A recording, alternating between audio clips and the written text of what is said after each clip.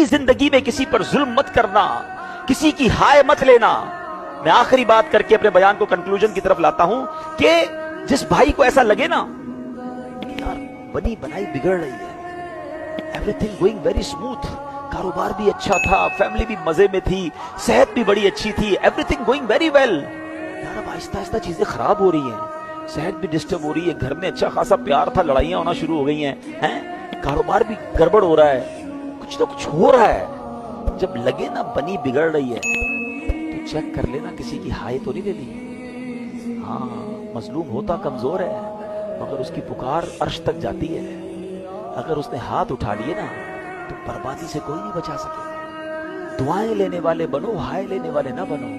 काम ऐसे करो कि तुम कहो ना लोग तुम्हारे लिए दुआएं कर रहे हो, या अल्लाह इसकी खैर कर दे, ये हमारा ख्याल करता है अल्लाह तू इसकी मुश्किलें आसान कर दे। ऐसी जिंदगी गुजारो, मरने के बाद भी लोग याद रखेंगे। मगर इधर बंदा कहता है मेरे आगे पीछे गार्ड, मेरे ताल्लुकात, मुझसे कौन पहुंच सकता है? तुझसे कोई नहीं पहुंच सकता। मगर रब की लाठी बेआवाज है, उसका हिसाब जब होगा, जब तुझे पता चलेगा।